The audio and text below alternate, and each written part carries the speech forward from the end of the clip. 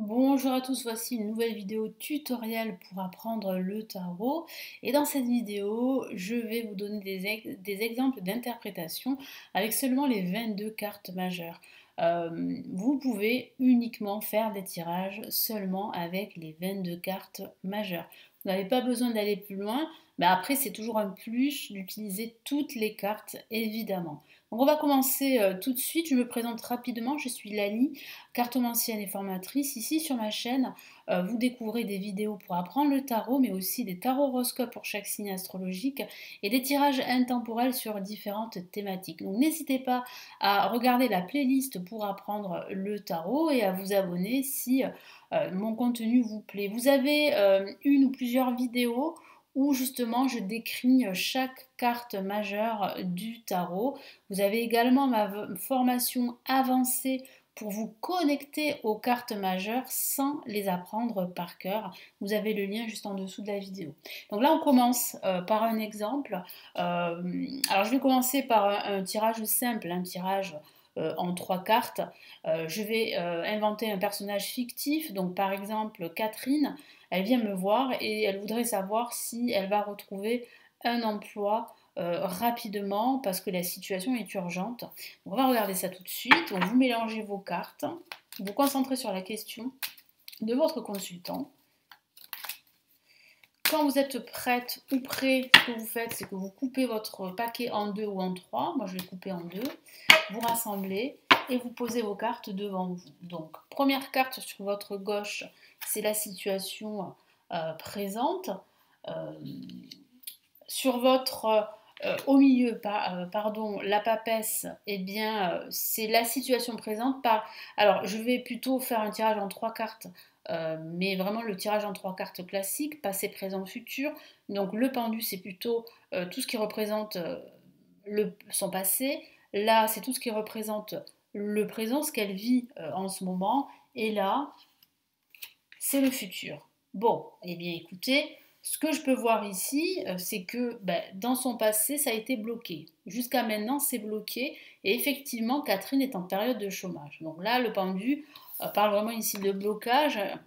L'image est quand même assez parlante. On voit un homme qui est pendu, qui signifie en fait qu'il ne peut pas bouger. Donc là, hein, ça signifie bien que la situation professionnelle de Catherine est bloquée.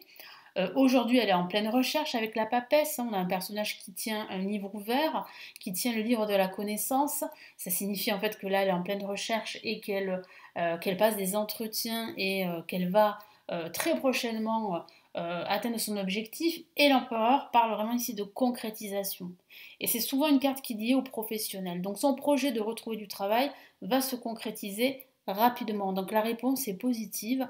Pour Catherine, oui, elle va retrouver du travail rapidement. Ce que vous pouvez faire, c'est rajouter une autre carte. Hein, par exemple, du tarot de Marseille, mais tout autre tarot fera l'affaire.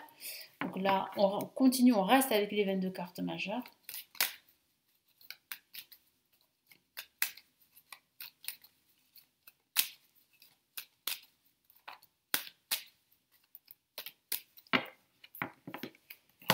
Qu'est-ce qu'on a ici ?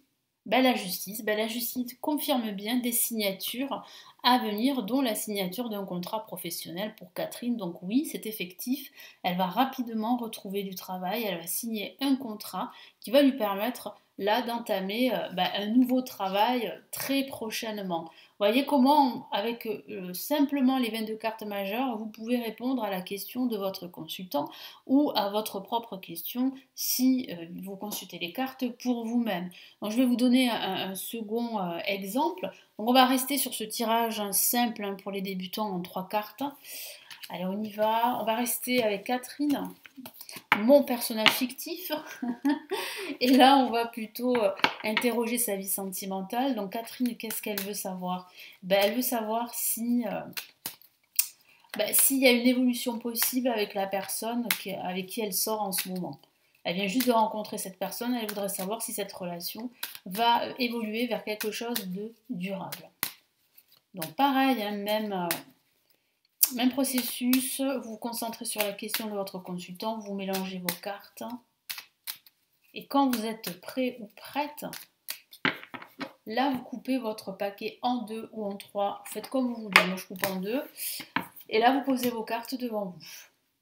Alors on y va. Donc toujours de la main gauche, hein, parce que la main droite, moi j'ai toujours fait comme ça, la main gauche. Après, peu importe, hein. Si vous êtes à l'aise avec la main droite, ben, vous tirez les cartes avec la main droite, hein. Donc là, on a le pape pour le passé, les énergies qui appartiennent au passé, ce qu'elle vit aujourd'hui, la lune, et la mort pour le futur. Alors, le passé, donc là on voit bien qu'elle est en couple depuis quelque temps maintenant, donc c'est récent, mais bon, elle est en couple.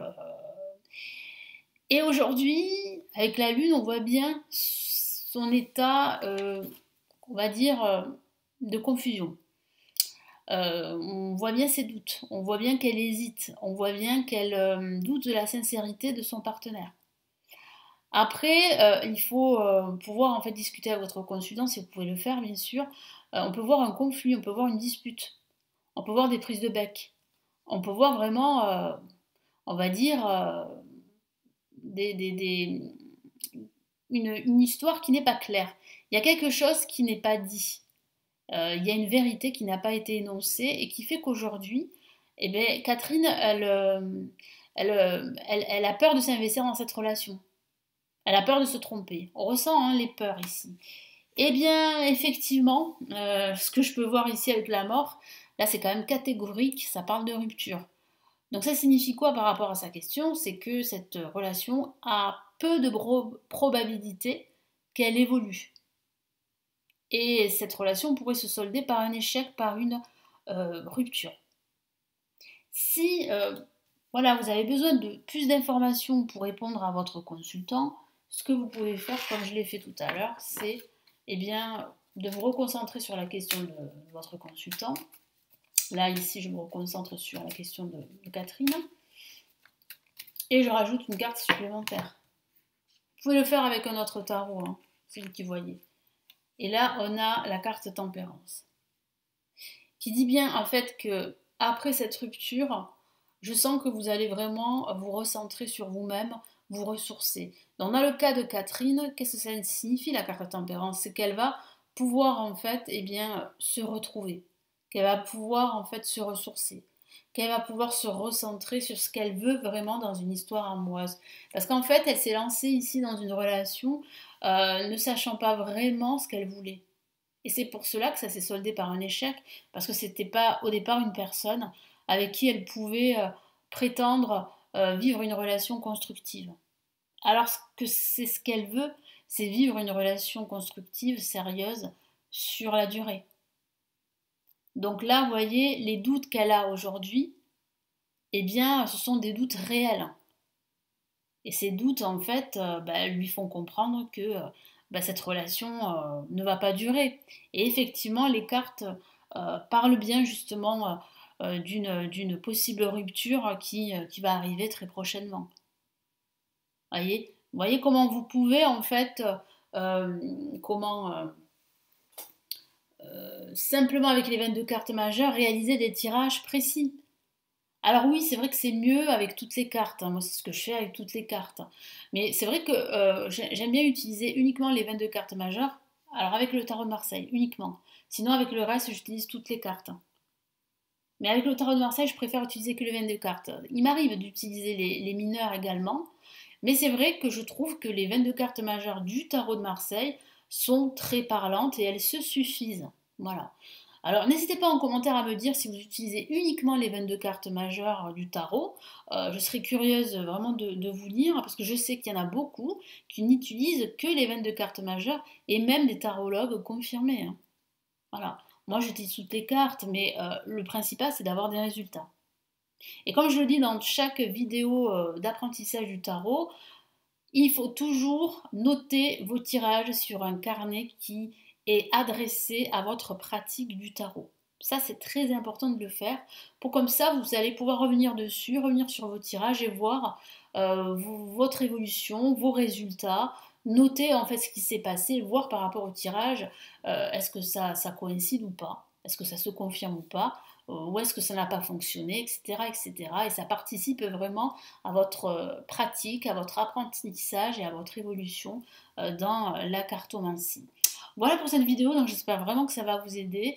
N'hésitez pas à me laisser vos retours, hein, vos commentaires sous la vidéo, à vous abonner si mon contenu, si mes contenus vous ont plu. En tout cas, n'hésitez pas à le faire. Et puis, ben, écoutez, je vous retrouve très vite. Je vous souhaite un bel apprentissage du tarot et prenez bien soin de vous.